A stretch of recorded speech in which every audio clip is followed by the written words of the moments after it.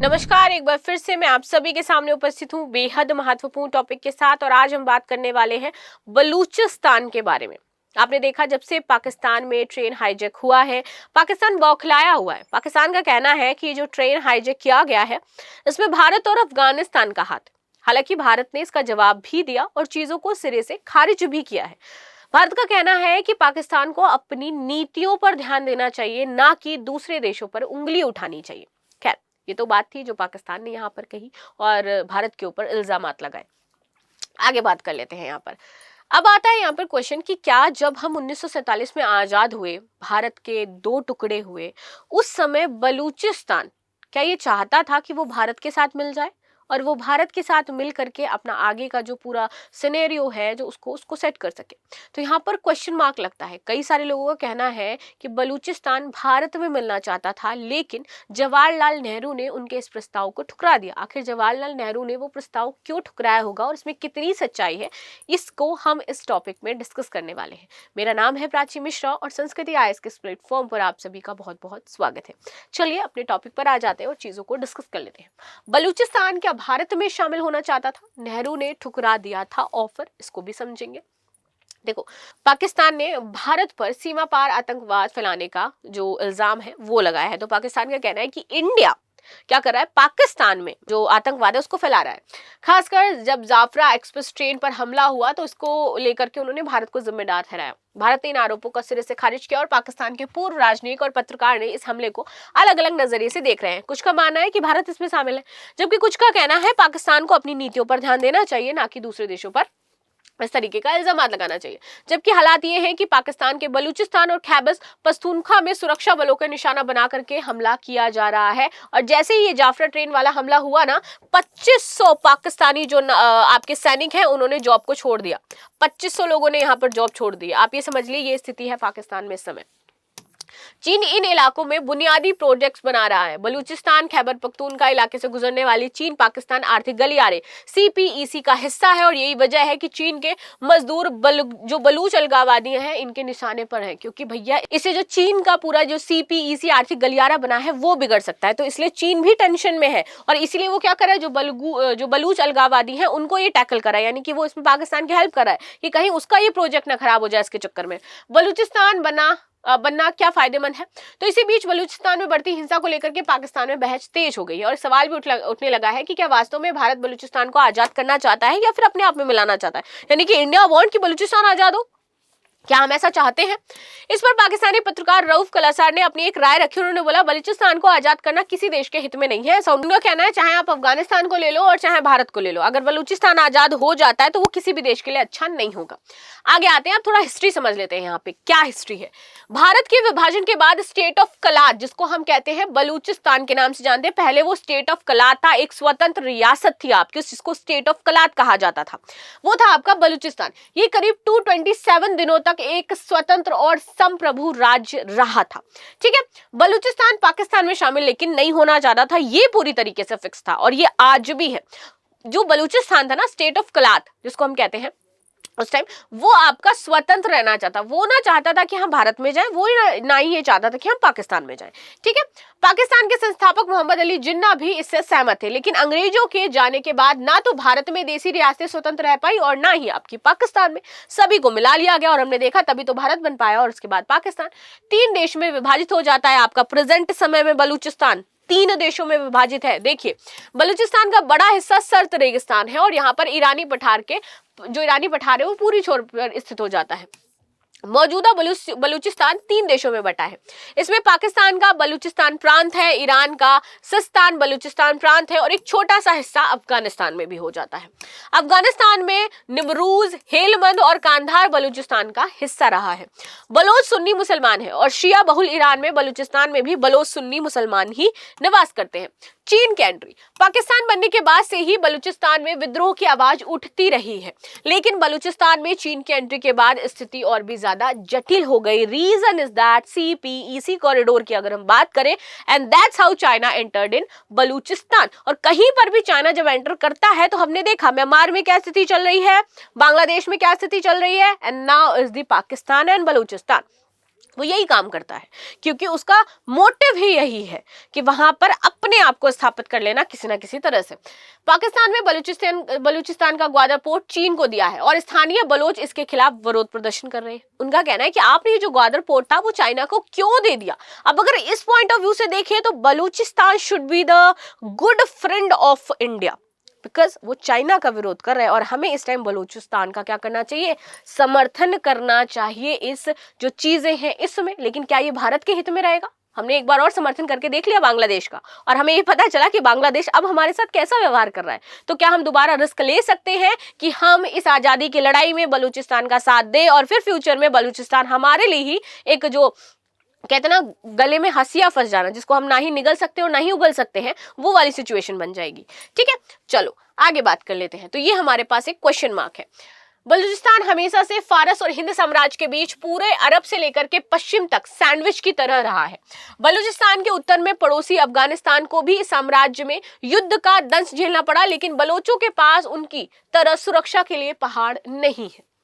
State of कलात को कई लोग पाकिस्तान का हैदराबाद कहते हैं। कलात स्वतंत्र रियासत था जिसमें पाकिस्तान में शामिल होने से इनकार कर दिया था और हैदराबाद ने भी भारत में शामिल होने से इनकार कर दिया था, इसीलिए उसको क्या बोला जाता है, पाकिस्तान का हैदराबाद बोला जाता है। जिन्ना ने जब आजाद बलूचिस्तान का समर्थन किया, मोहम्मद अली जिन्ना ने कलात और हैदराबाद दोनों को कानूनी सलाह दी कि 15 अगस्त 1947 को ब्रिटिश राज खत्म होने के बाद ये स्वतंत्र संप्रभु स्टेट के रूप में रह सकते हैं। ऐसा किसने बोला? जिन्ना ने बोला आपको स्वतंत्र रहना, आप स्वतंत्र रहो। लेकिन हमारे यहाँ पर तो भाई सरदार पटेल जी थे, उन्होंने बहुत मेहनत करी, हैदराबाद को मिला लिया हमारे यहाँ पर। पाकिस्तान में भी मेहनत की गई और बलूचिस्तान को मिलाने का प्रयास किया गया। उस समय चीजें जिस तरह फेवर में रही वो बलूचिस्तान मिल गया, लेकिन कभी भी शांति नहीं रही वहां पर।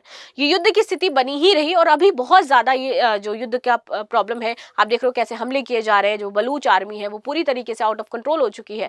पाकिस्तान के लोग यहाँ पर परेशान है, तो वो समस्या वो झेल रहा है। दोनों ही मामले में कोई समझौता नहीं हो पा रहा था। हैदराबाद आखिरकार 13 दिसंबर 1948 को सैन्य कार्रवाई के बाद भारत में शामिल हो ही जाता है, क्योंकि हमने क्या किया, प्रेशर किया भाई, सैन्य कार्रवाई हमें करनी पड़ी। क्या करें, सीधी उंगली से घी नहीं निकला तो हमें उंगली टेढ़ी करनी पड़ी। जर्मन राजनीतिक हैं विज्ञानी मार्टिन एक्समैन, इन्होंने बोला कि बलोच राष्ट्रवाद और उसके इतिहास पर एक अहम किताब लिखी थी और इस किताब में उन्होंने लिखा कि back to the future, the khanate of Kalat and the genesis of Baloch nationalism 1950 to 1955। इस किताब में मार्टिन ने लिखा कि कलात पर जिन्ना की सलाह से ब्रिटिश शासक हैरान थे और कलात हैदराबाद की तरह नहीं था। मार्टिन एक्समैन ने आगे लिखा कि 20 मार्च 1948 को खान ऑफ कलात पाकिस्तान में शामिल होने के लिए राजी हो गए थे। अब ये राजी कैसे हुए थे, यहाँ पर एक राज है। राज ये है कि यहाँ पर आगे इन्होंने लाइन में लिख दिया कि भारत और अफगानिस्तान से उनको निराशा हाथ लगी थी, यानी कि Balochistan don't want to be the part of Pakistan, but क्योंकि इंडिया एंड अफगानिस्तान ने उसे अपना हिस्सा बनाने से मना कर दिया, दैट्स व्हाई उसको पाकिस्तान की झोली में जाना पड़ा। But how is this possible? India तो चाहता था ना कि जितनी रियासतें हमारे साथ मर्ज हो उतना ही हमारा देश बनेगा, और बलूचिस्तान तो प्राकृतिक रूप से बहुत ही ज्यादा धनी है, प्राकृतिक संसाधन वहां पर बहुत ज्यादा मजबूत है। Balochistan is like the economy of Pakistan, जिसकी वजह से इकोनॉमी चल रही है उसकी, इतनी अच्छी उसकी जो एक प्राकृतिक संसाधन की जो चीजें हैं वहां पर मौजूद है, जिसकी वजह से यहाँ पर चीजें कही जा रही है। सामरिक दृष्टि से बहुत ज्यादा इंपॉर्टेंट हो जाता है बलूचिस्तान पाकिस्तान के लिए। तो फिर हम क्यों ये चाहेंगे कि बलूचिस्तान हमारे साथ ना मिले? लेकिन इस बुक से ये पता चलता है कि यहाँ पर नेहरू जी ने मना कर दिया था बलूचिस्तान को अपने में मिलाने के लिए, और वो मदद चाहते थे, हमने मदद करी नहीं। तो इसके बाद संप्रभु रहने में भारत और अफगानिस्तान से उनको मदद मिले, लेकिन ऐसा हुआ नहीं था। ठीक है, क्योंकि हम क्यों चाहेंगे कि भाई आप संप्रभु रहो? उस टाइम का जो सिनेरियो था, तो वो चाहते थे कि जो अफगानिस्तान है और जो भारत है वो हमें संप्रभु रहने में क्या करे, हेल्प करे। अब उन दोनों ने हेल्प करी नहीं, तो उन्होंने बोला ठीक है हम आपके साथ नहीं जाएंगे, अब जो आपके एंटी हैं उन्हीं के साथ जाकर के मिल जाएंगे जाकर के। तो ये इस माइंडसेट के साथ एंटी के साथ मिले, तो लेकिन वहां पर चीजें बहुत बुरी हो गई। पाकिस्तान के इतिहासकार याकूब खान बांग्शा ने अपनी एक किताब लिखी द प्रिंसली अफेयर्स, इसमें लिखा है कि कलात जब पाकिस्तान में शामिल नहीं हुआ था उससे पहले ही यहाँ लोकतांत्रिक राष्ट्रवादी आंदोलन चल रहा था। कलात स्टेट नेशनल पार्टी ने 1945 में All India State People's Congress में हिस्सा लिया था और तब इसकी अध्यक्षता जवाहरलाल नेहरू ने की थी। दूसरी तरफ मुस्लिम लीग को बलूचिस्तान ने कभी भी समर्थन नहीं किया था।